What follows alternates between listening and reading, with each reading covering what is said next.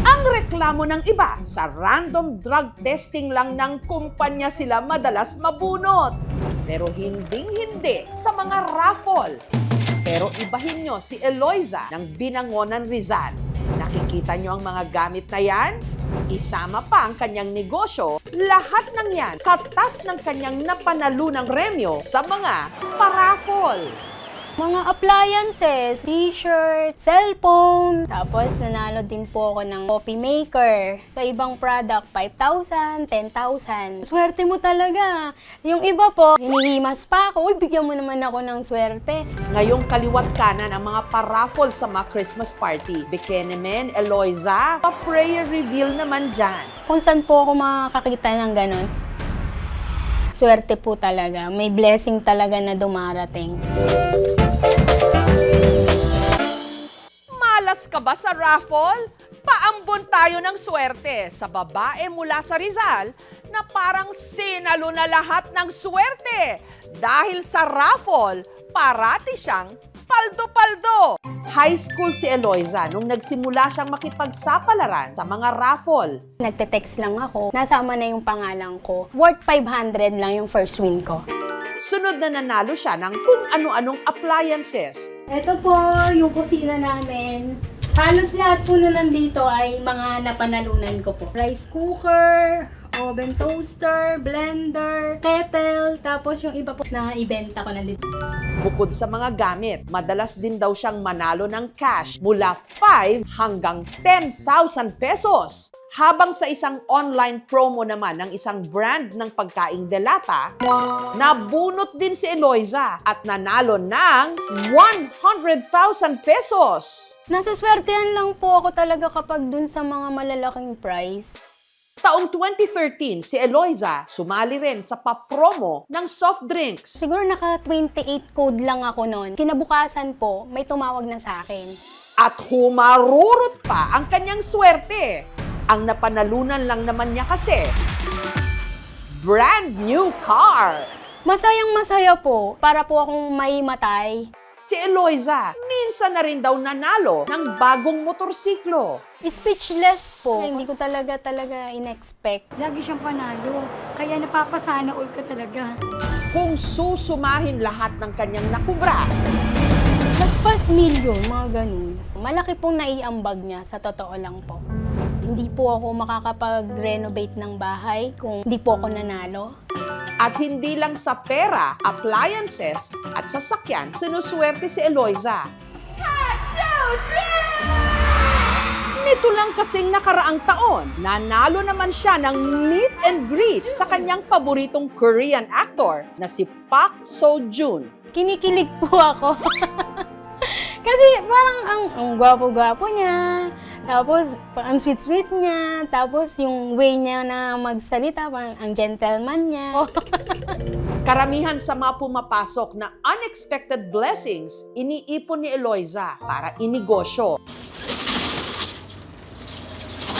Katunayan, meron na siya ngayong computer accessory shop. Masaya na ako sa isang buwan, may panalo ako. Pero mas masaya kapag marami. Parang libangan. Pag walang customer, sali dito, sali doon. Sa kanilang shop, may nakaredy ng kahon ng sobre para paglagyan ng entries sakaling meron na namang bagong raffle. At meron din daw siyang mga sign. Pag maraming langgam na itim, sign po yun na it's either pera, basta may magandang mangyayari. Lalo-lalo na po yung paru-paro. Pag may dumadapong paru-paro sa loob ng store, may blessing talaga na dumarating. Pero kung ang nanay ni Eloisa na si Clarita ang tatanungin, kaya raw swerte si Eloisa sa raffle. Dahil sa isang bagay na inabot sa kanya nang nagpaanak sa kanyang kumadrona. Nung pinanganak ko siya, may supot po. Binigay po sa akin ng aking midwife. Sabi na nanay, ito ay pag-iingatan mo at ito ay swerte.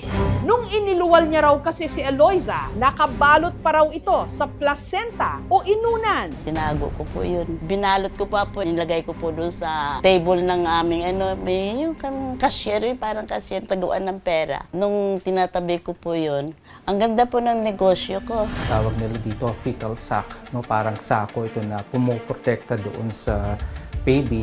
Intindi ng lahat na kung ikaw ay may placenta, nung ikaw ay baby pa, ibig sabihin ay swerte ka o siswertihin ka dahil nga protektado ka. Walang swerte umalas doon. It just happens, no? It's a coincidence. Kumbaga yung panubigan, buo pa siya, lumabas yung bata, kasama din yung placenta na nandun sa loob, which is very rare.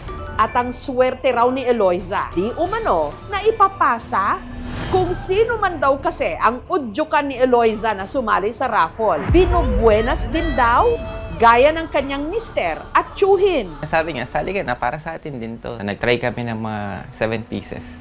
Tapos yun, nabunot naman. Worth 100K siya. Tinawag lang niya ako dito, pinunan ako ng litrato. Hindi ako umaasa o naghihintay. May tumawag na lang sa akin na, Sir, nanalo po kayo ng groceries worth 5,000 sa loob po ng 1 taon. Kahit nga raw si Clarita, hinikayat ni Eloisa na sumali sa Guess to Win promo ng Family Feud. Hindi po ako umaasa na ako'y mananalo. Kasi kahit anong sinalasalian ko, hindi po ako nananalo. Hanggang sa nakita na lang daw ni Clarita ang kanyang pangalan sa screen. Ang kanyang napaldo o napanalunan, tumataginting na 20,000 pesos. Kung mami, pangalan mo nandun sa TV, hindi namin expect yun na yun ay mananalo kami. Theoretically, by the rule of probability, syempre, the more na mag-entry ka, the more of chance of winning. By science, it's all chances talaga. In terms of luck, siguro nasa atin na yun. Swerte man daw sa raffle si Eloisa, pero para sa kanya, mas swerte siya sa kanyang pamilya. Lalo-lalo na po sa magulang, nanay ko. Siya po yung nagtaguyod sa amin. Naging ama, ina. Opo, siya po.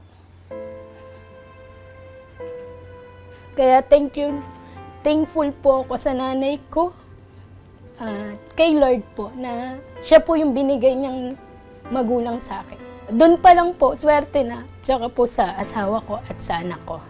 Ayun po talaga mga swerte ko po sa buhay. Iba ang nagagawa ng raffle. Bigla tayong nagiging prayerful, hopeful, at kahit pa, delulu. Yung tipong abot kamay mo na ang premyo sa utak mo. Todo manifest, mabunot lang na winner!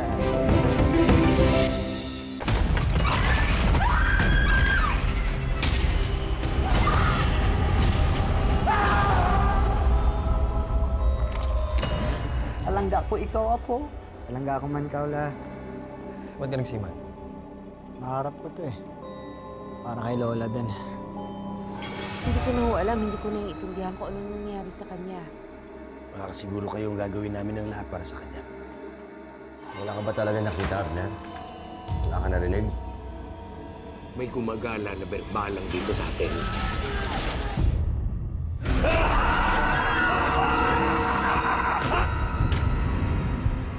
Ang mga nangangambang puso't isip, ginagamit yan ng demonyo para kumapit sa kaluluwa ng tao.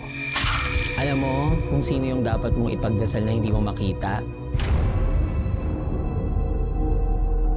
Si Pochong. Kumakain ng patay, may mata ng pusa, may pakpak ng pangke, lumalakas kapag kabilugan ng buwan. Mag-iingat ka sa masusunod mo sasabihin. You know about the Pochong?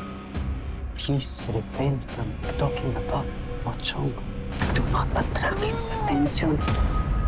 Father Rex, yan po bang pinakamatinding sanik na naharap ninyo? Hindi ako titigil hanggang hindi ako nakapaningin. Hindi tayo magpapatay.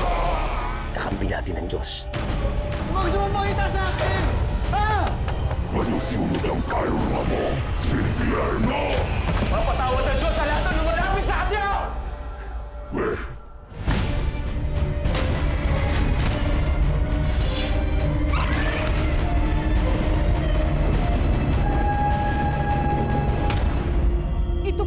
Jessica Soho at ito ang Gabi ng Lagim.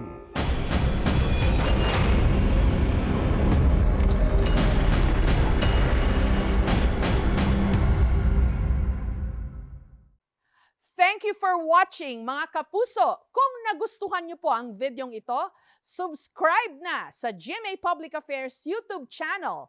And don't forget to hit the bell button for our latest updates.